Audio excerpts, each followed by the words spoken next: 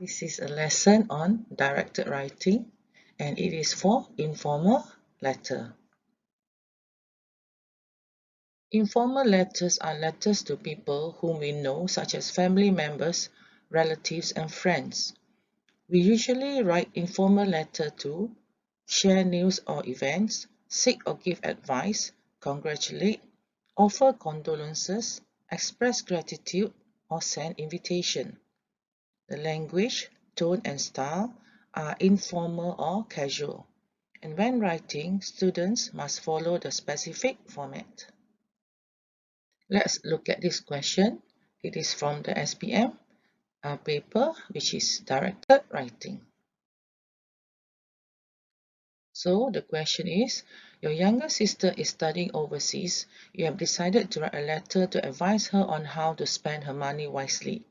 So use the notes given below to write your letter.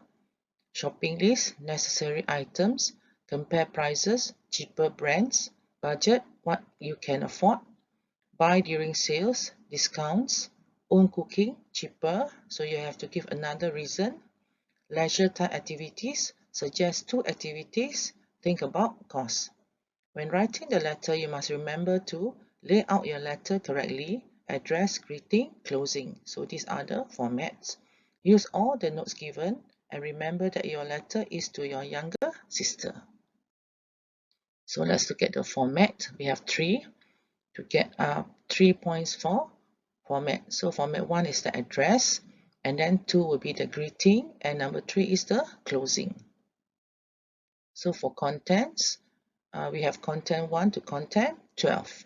C1 is shopping list, C2 necessary items, C3 compare prices, C4 cheaper brands, C5 budget, C6 what you can afford, C7 buy during sales, discounts, C8 own cooking, cheaper, C9 another reason, C10 and C11 leisure time activities, you have to suggest 2 activities, and C12 think about costs.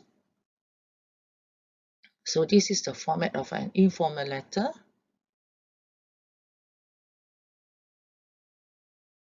Where you have the sender's address, date, and then you have the salutation, and you have the paragraphs. Remember that the minimum number of paragraphs should be 3 because you need to have 1 paragraph for introduction, another paragraph for body or the content, and the last paragraph is the closing. And remember, you have to sign off and then there is a signature. So let's look at the format closely. So we have address, 34 Jalan Utama, Taman Utama UK, 70000 Seremban, Negeri Sembilan. And then we have the date, 7 February 2020. And then we have the salutation, Dear Salma. So Salma is the sister.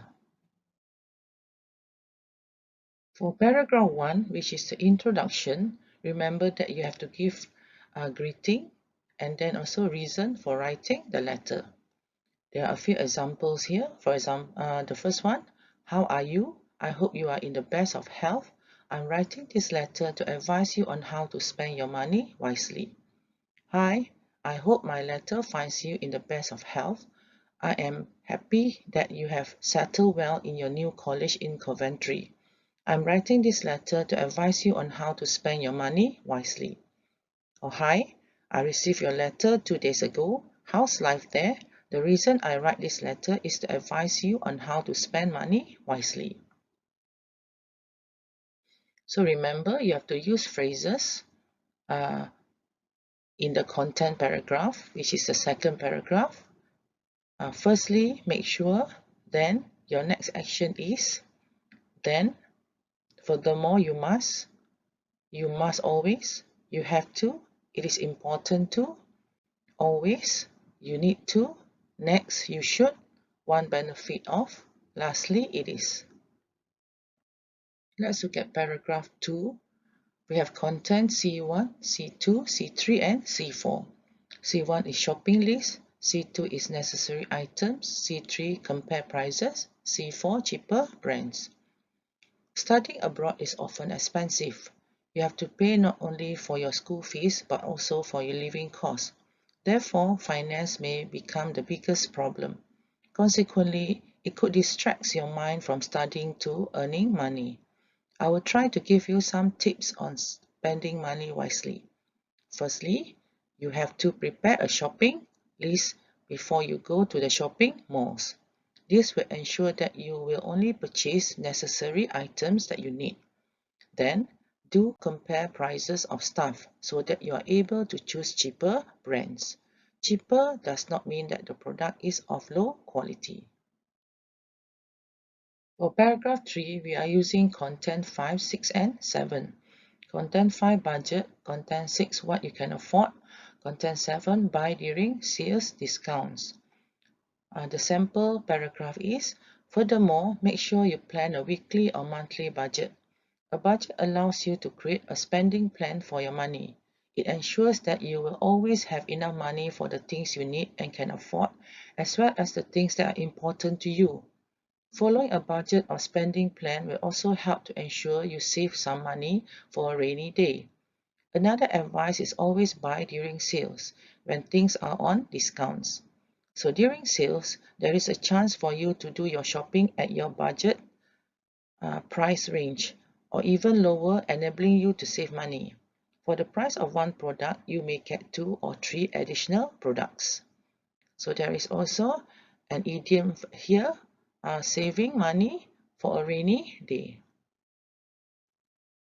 Moving on to paragraph 4, we have content 8 and 9. Content 8 is own cooking cheaper, and 9 is another reason of your own. So let's look at the sample paragraph. You need to do your own cooking. There are so many reasons to cook. Cooking your own food is much cheaper. Obviously, when you eat at home, you do the preparation, cooking and serving of the food yourself, and therefore you do not need to pay the labor cost of cook, waiter and other restaurant staff. People who eat home-cooked meals on a regular basis tend to be healthier and consume less sugar and processed foods, which can result in higher energy levels and better mental health. You can ensure that what goes into your meals is not bad for you. Just make sure you don't cook instant noodles all the time. For paragraph 5, we are using content 10, 11 and 12.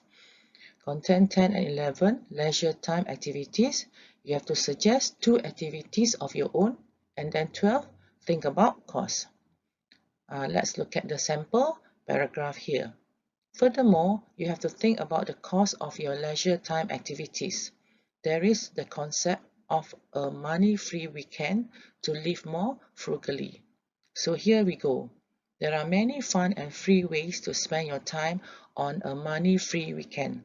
Look at your town's website as well as those of cities and towns nearby, or stop by the City Hall to find a list of events going on in the community, many of which are free. You'll often be surprised at how many interesting and free activities are going on right now in your area. Many towns have community sports fields where both young and adult sports leagues and activities are regularly going on throughout the weekend. Stop by, watch a game or two, and if something intrigues you, look into joining either as a participant or as a volunteer. Maybe you can visit a free museum or a zoo. There are many in England that open their doors for free or charge pay what you can admission 1 day a week. You can even ask whether they issue free passes upon request. Local libraries sometimes loan out museum passes for the day as well. You often find there are many opportunities to enjoy museums, zoos, and science centers without any cost at all. For the last paragraph, which is the closure. So you must express your hope or give a remark. There are a few examples here. That is all for now. I hope you will be able to follow my advice and save some money. Do write to me as soon as possible about your experiences in saving money. I'm looking forward to receiving a reply from you. Do write and let me know how you do on saving money. I'm waiting patiently for your reply. Do write to me when you have time. Take care. I hope you will reply soon. Bye for now. I'm looking forward to hearing from you. Lastly, we have the format for ending. Make sure that you write yours sincerely, or you can write your sister. And then your signature, for example, Salawati. Thank you. This is the end of the video on directed writing for informal letter. I hope that you have enjoyed and learned a lot from this lesson. And then do remember, please subscribe to my channel. Okay, bye bye. Thank you.